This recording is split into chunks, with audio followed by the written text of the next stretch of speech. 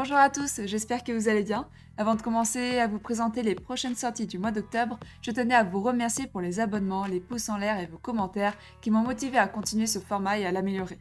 Grâce à vous, j'ai pris le temps de contacter les éditeurs pour avoir les informations les plus justes au moment de la réalisation de cette vidéo. Le 1er octobre est la journée de nombreuses sorties. On commence avec la sortie de Timeland, un jeu coopératif dans lequel nous incarnons un groupe d'explorateurs en quête de savoir et de trésors perdus sur l'île de Talouva. Notre objectif est de découvrir 4 trésors et 4 fragments de tablettes sacrées avant que la lave n'engloutisse l'île. Pour cela, nous allons nous déplacer de tuile en tuile, affronter des dangers et utiliser des capacités spéciales pour nous en sortir. Dans ce jeu, la communication entre les joueurs est limitée. Chaque joueur dispose d'un talkie-walkie afin de communiquer avec les autres joueurs. Cependant, celui-ci n'est utilisable qu'une fois par partie et par joueur et devra donc être utilisé à bon escient. Magellan sera également disponible dès le 1er octobre. Il s'agit d'un jeu d'enchères et de bluff sur la thématique de l'expédition de Magellan. Chaque joueur incarne un capitaine de navire s'affrontant pour remporter les étapes. Cependant, notre équipage est limité et nous ne pourrons pas suivre une cadence trop effrénée.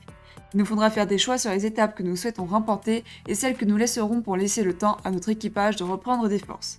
En fin de partie, le joueur totalisant le plus de points de victoire grâce aux étapes remportées sera déclaré vainqueur. En ce début de mois, Pixie Games nous propose plusieurs sorties, dont Burgle Bros 2 et 3 Tiny Epic. Burgle Bros 2 Opération Casino est la suite de Burgle Bros. Cette fois, nous incarnons une équipe qui tente de ruiner une série de casinos en pleine journée. Nous allons devoir nous déguiser et veiller à ne pas nous faire jeter dehors par les videurs intransigeants. Dans ce nouvel opus, les joueurs disposent d'un kit d'outils utilisable pendant le tour de n'importe quel joueur, de nouvelles salles sont proposées et des jetons sont disposés sur des salles permettant des effets uniques. Tiny Epic revient avec 3 thématiques différentes, dinosaures, pirates et tactiques. Dans Tiny Epic Dinosaures, nous incarnons des éleveurs et devons acheter, élever et vendre des dinosaures. Nous allons devoir récolter les ressources de notre ferme, négocier le coût des dinosaures, tenter d'obtenir les meilleurs contrats et les meilleurs équipements, et enfin nourrir tout ce beau monde et élever nos dinosaures pour en obtenir de nouveaux. À la fin de la partie, nous recevons des points de victoire pour chaque dinosaure que nous possédons, ainsi que nos contrats et notre niveau de développement. Le joueur ayant le plus de points de victoire remporte la partie. Tiny Epic Pirate nous plonge au cœur de batailles navales. Nous prenons le contrôle d'un bateau pirate et devons piller, commercer, recruter un membre d'équipage, attaquer d'autres navires et dénicher les plus beaux trésors. La partie se termine dès qu'un joueur a enterré 3 trésors. Enfin, Tiny Epic Tactique nous propose un terrain en 3D dans lequel nous allons devoir nous affronter.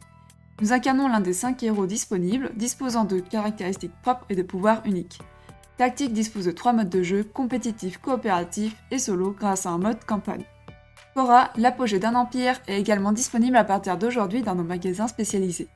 Cora est un jeu de développement et de stratégie se déroulant en Grèce antique. Nous allons devoir mener notre cité à la gloire à travers la philosophie, la législation, la culture, le commerce et le militaire.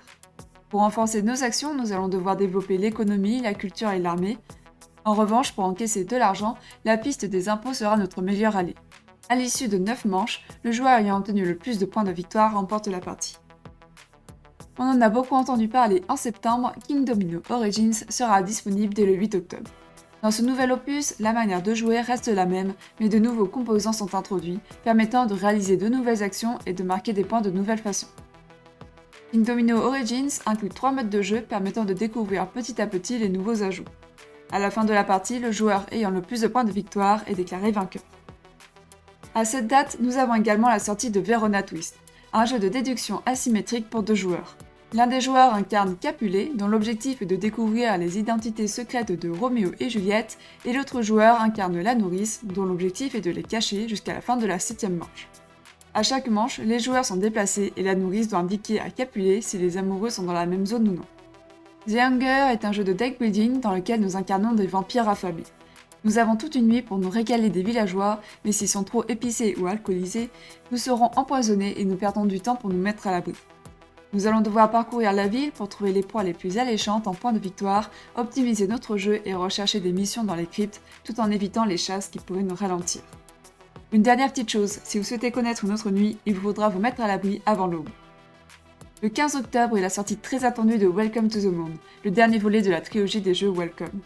Il s'agit d'un flip and write narratif et évolutif, proposant une campagne de 8 aventures avec une difficulté croissante. Welcome to the Moon conserve la même mécanique que ses prédécesseurs. Choisissez une action parmi 3 cartes et inscrivez son numéro dans des cases regroupées dans des zones où les numéros doivent être croissants. Dans ce nouveau volet, des changements de mécanique forts et très différents permettront de renouveler l'expérience. À la mi-octobre, nous retrouvons également en boutique Seven Wonders Architect, un nouveau jeu dans le monde de Seven Wonders mais se déroulant à l'Antiquité. Chaque joueur reçoit une merveille non construite. Nous allons devoir rassembler des ressources pour construire une merveille, faire des découvertes scientifiques ou affronter nos voisins sur le champ de bataille. Pour cela, à chaque tour, nous allons choisir une carte parmi 3. Il s'agit de personnages qui vont nous permettre d'acquérir des ressources de construction pour notre merveille, d'obtenir des pièces permettant d'acquérir des ressources manquantes, des points de victoire, des symboles scientifiques ou encore des boucliers permettant d'augmenter notre puissance militaire. La partie prend fin dès qu'une merveille est entièrement construite, c'est alors le joueur ayant le score le plus élevé qui remporte la victoire. Dans Stellar, nous allons devoir rivaliser d'ingéniosité contre nos adversaires pour régler notre télescope sur les 5 corps célestes. Stellar se joue en 11 manches et à chaque manche, nous piocherons 2 cartes.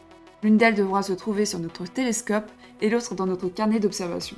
L'objectif est de remporter des points de majorité grâce aux cartes jouées dans notre télescope. Les cartes jouées dans le carnet vont permettre de multiplier les points de victoire pour les zones où nous sommes majoritaires. Dexterity Jane est un jeu de dextérité dans lequel nous incarnons des cow-boys.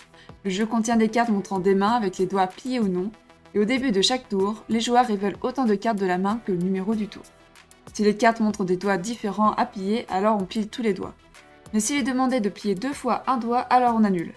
Dès qu'on a trouvé la bonne solution, nous pouvons regarder les autres joueurs pour voir si l'un d'eux est en position bang, c'est-à-dire avec l'index et le pouce plié. À ce moment-là, nous devons crier bang pour voler un point de victoire à l'adversaire. Le joueur ayant le plus de points de victoire remporte la partie. La sortie de Art Robbery est prévue pour la mi-octobre. Il s'agit d'un jeu d'ambiance qui nous plonge dans le casse du siècle dans un musée. Nous incarnons donc des voleurs d'art qui vont devoir se partager le butin de leur dernier exploit. Nous allons devoir piquer le butin à nos adversaires tout en protégeant le nôtre et en rassemblant des preuves pour monter un alibi pour le FBI. À la fin des 4 tours de jeu, le joueur ayant accumulé le plus de butin et ayant un alibi remporte la victoire. Dans Pachamama, nous menons notre peuple vers des territoires inconnus à la recherche de nouvelles terres à cultiver. Notre objectif est d'explorer des régions, de tracer leurs contours et d'y développer des cultures selon les coutumes et légendes de la Pachamama. Si nous respectons les grands principes de la diversité, la nature nous récompensera. Autrement, nous subirons son courroux. À notre tour, nous pouvons explorer ou diviner. L'exploration nous permet de nous déplacer et peut ensuite donner lieu à une phase de découverte du terrain. Diviner consiste à déduire quelles cultures doivent être plantées sur une ou plusieurs tuiles terrain préalablement découvertes.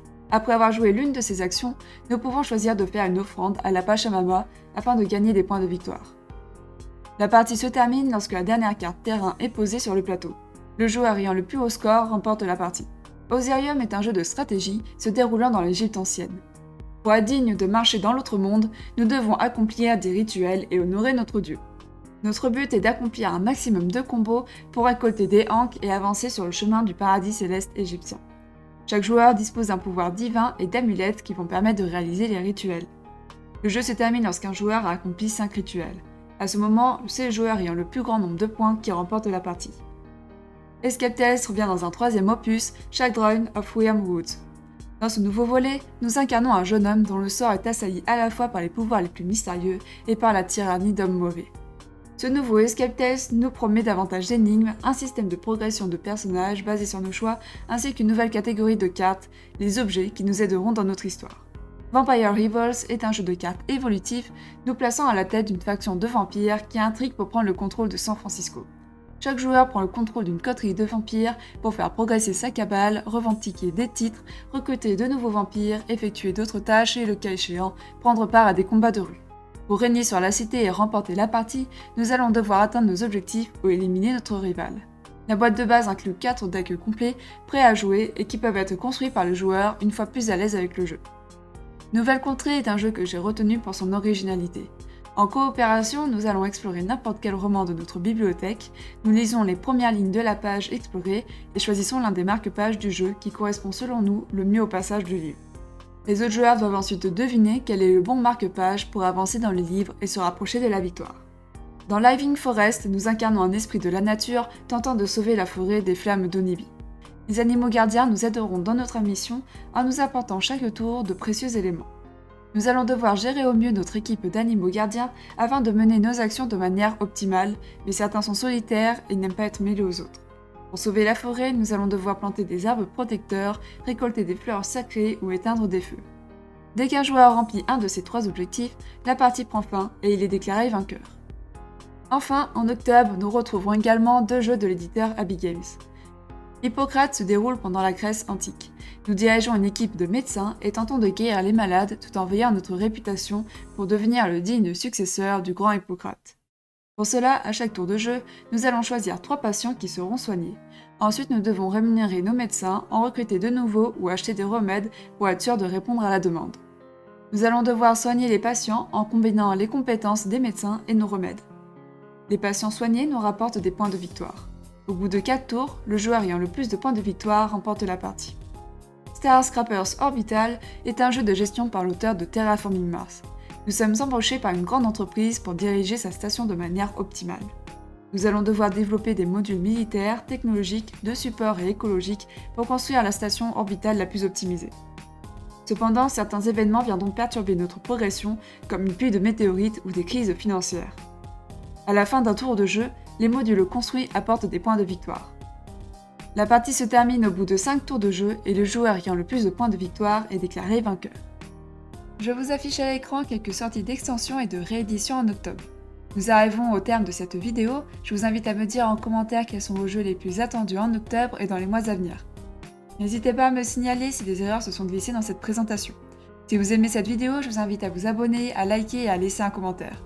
On se retrouve prochainement pour d'autres présentations, je vous souhaite une bonne journée ou soirée et surtout, amusez-vous bien.